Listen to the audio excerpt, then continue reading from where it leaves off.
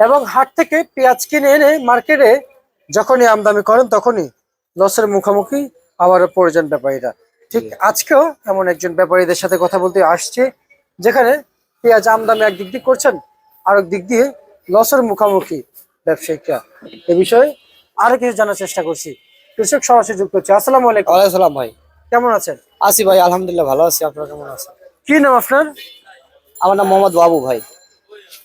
এই যে ব্যবসা করছেন, ব্যবসার সাথে জড়িত আছেন কতদিন ধরে? আছি আমি দীর্ঘদিন, অনেক দিন হলো ব্যবসা করি আলহামদুলিল্লাহ। তাহলে তো অভিজ্ঞতা আছে। অভিজ্ঞ আছে ইনশাআল্লাহ। আচ্ছা, আপনাদের অভিজ্ঞতা কি বলে এই যে কৃষকরা সামনে যে আলি পেঁয়াজ উঠতেছে, আলি পেঁয়াজের দাম পাবে? আলু পেঁয়াজের দাম পাবে না, যদি দাম পায় সে মোটামুটি কুরবানির পরে, আগে আর আগে দাম হবে না। মানে কোরবানির আগে দাম পাবে না? দাম পাবে না।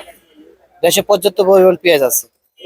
আচ্ছা, আর আপনি কিভাবে বুঝলেন দেশে পর্যন্ত পেঁয়াজ? আজকে হাটে আমাদের যারা কেনাকাটা করতেছে তাদের সাথে ফোনে কথা হচ্ছে, তারা মোটামুটি আজকে আমাদের যে ফরিদপুর জেলা নগরকান্দা একটা হাট গেছে, অনেক আরো 2-3টা হাটের খবর নিছে আমরা। 1100 চলতেছে হালি পেঁয়াজ, মুড়ি কাটা চলতেছে আপনার 900, 1000। আচ্ছা আচ্ছা।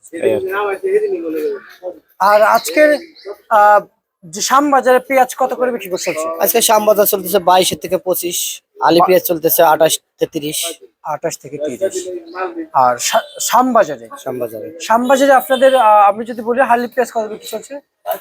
নিচের বাজার চলতেছে 28 টাকা, উপরের বাজার 30 টাকা। হল্যান্ড পেঁয়াজ কত বিক্রি চলছে?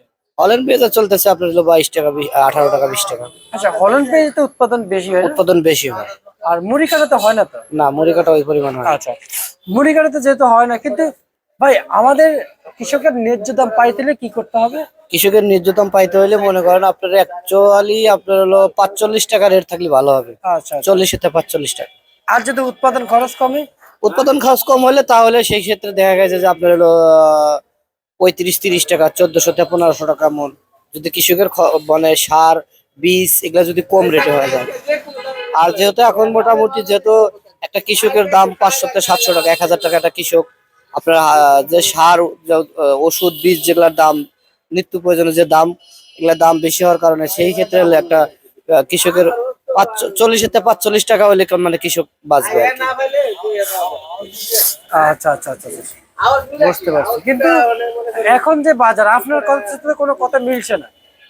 যেমন বাজার তো কম, যখন আপনাদের কথা মিলে যাবে তখনই ন্যায্য দামটা পাবে। ঠিক আছে ঠিক আছে। এখন মনে করেন আপনার বাজার যদি ওঠে তাহলে কৃষক বাঁচবে, আর যে বাজারে এই পরিমাণ থাকে কৃষকের লস হবে। কৃষকের লস হবে, যেমন যারা ব্যাপারী তাদেরও ব্যবসা কোনো হবে না, ফলাফল আসবে না। এক বাজারে 200 টাকা বাড়তি, আর এক বাজারে 200 টাকা কম, লস যায়। আচ্ছা, সেখানে আরেকটু জানতে চাই, এবছর তো আবাদও হয়েছে, আবাদ প্রচুর আছে। আর বিগত বছরগুলোতে এই বছর উৎপাদন বেশি হয়েছে। অন্যান্য আবাদের থেকে কৃষক পেঁয়াজের আবাদে বেশি গেছে। আচ্ছা, এবং আজকের যে বাজারে আমরা যদি রসুন কত বিক্রি চলছে? রসুন 45 থেকে 55 টাকা, 45 টাকা, বঙ্কি 50 থেকে 55 টাকা। আচ্ছা আচ্ছা আচ্ছা। রসুনের বাজারে তো মনে হয় কম রয়েছে, কারণ চায়না রসুন 190 টাকা। চায়না রসুন 190 টাকা। তো সেই হিসাবে যদি বিদেশি পণ্যের দাম বেশি থাকে, তাহলে দেশি পণ্য তো চাহিদা আরো ভালো থাকে। কিন্তু দেশি পণ্য চাহিদাও তো বেশি নাই না। আচ্ছা, আমরা তাহলে কি বিদেশের উপর এখনই নির্ভরশীল? আমাদের তো তুলনা হিসাবে আমাদের দেশের পেঁয়াজের একটু মান, রসুনের বাজারটা একটু ভালো হলে ভালো হয়। আচ্ছা আচ্ছা আচ্ছা। কিন্তু রসুনের বাজার ভালো হইতেছে না। আর সবশেষ কেমন দেখতেছেন এই বাজার, কি আবার বাড়বে?